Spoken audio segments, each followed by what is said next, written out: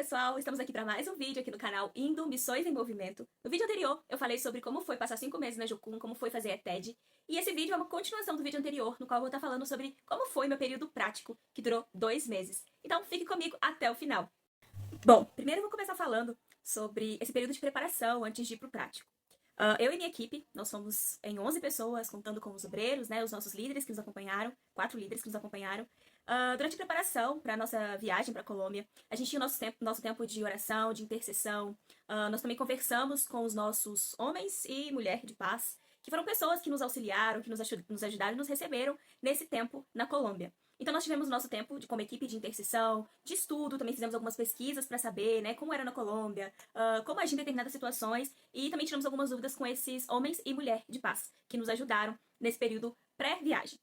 Bom, chegamos da Colômbia, nós passamos por 4 rotas, então nós trabalhamos em 4 lugares diferentes. E graças a Deus a gente conseguiu rodar muito por lá e conhecer alguns lugares e conhecer realidades diferentes na Colômbia. Então a gente esteve desde um centro urbano, né, uma cidade super desenvolvida, até um lugar muito simples. Se você, que é meu seguidor também no Instagram, você vai ver por lá alguns vídeos, alguns momentos desse que nós tivemos. E então nós trabalhamos, né, na nossa primeira rota nós trabalhamos com a igreja, e no qual essa igreja tinha também algumas fundações com crianças. Então nós trabalhamos muito com essas fundações, com 2 fundações, e nós também tivemos a oportunidade de fazer evangelismos nessa comunidade onde essa fundação estava inserida.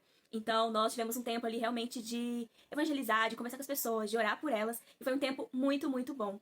No qual, nessas fundações, a gente conseguiu fazer também trabalho com as crianças, no caso, né? Então a gente apresentou teatro, fizemos brincadeiras, tivemos tempo de música com elas. E talvez você esteja perguntando, mas e o idioma? Como é que vocês fizeram para fazer essas apresentações de teatro? Bom, antes de irmos, né, a gente começou a ensaiar também como equipe. A gente ensaiava as peças de teatro em espanhol.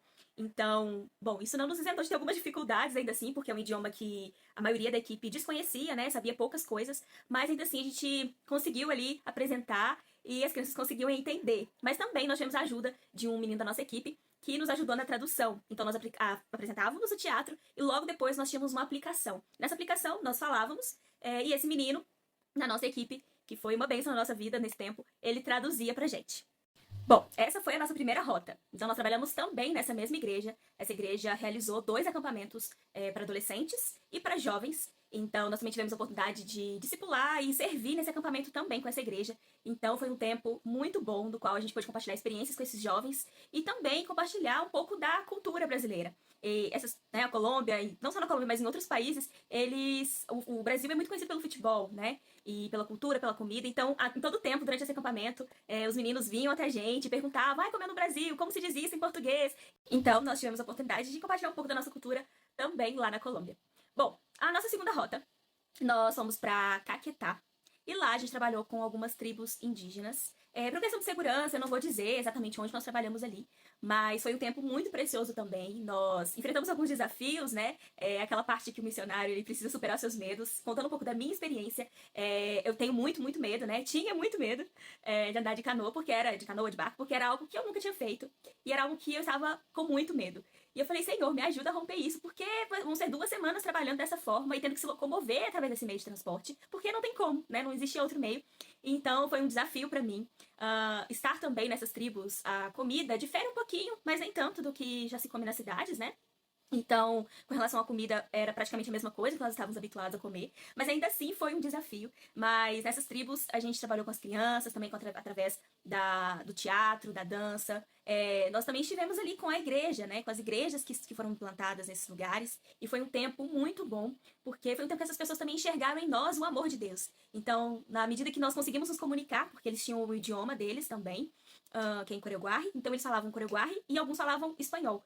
Então, na medida que nós conseguíamos, nós compartilhávamos também sobre Jesus com esse povo, mas era um pouco mais difícil. Porém, a forma que a gente encontrava de compartilhar isso era através da arte, através do teatro, através do nosso tempo de mesa com eles, compartilhando a comida que eles nos serviam.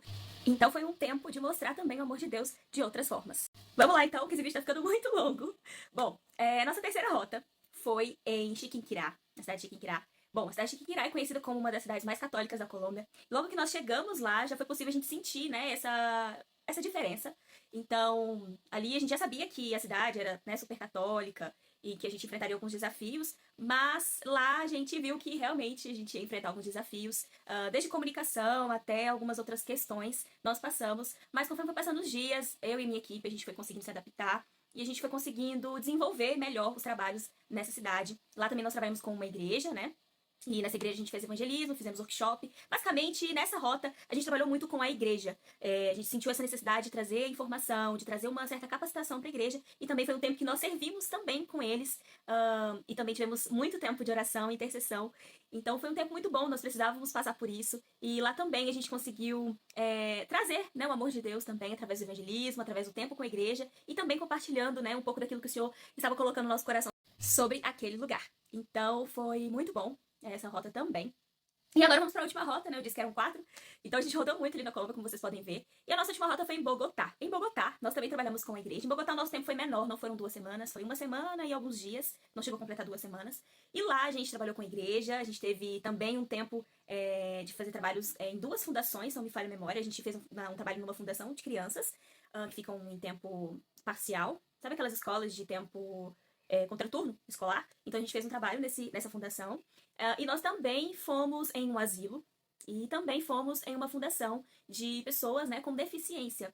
E a maioria lá tinha alguma deficiência intelectual ou física, né? Ou as duas. Então a gente ali trabalhou também nessa fundação e lá foi um tempo que a gente pôde levar também, como eu falei na primeira rota, a gente também levou um pouco sobre a cultura brasileira. Então nós tivemos um tempo ali para dançar com as pessoas.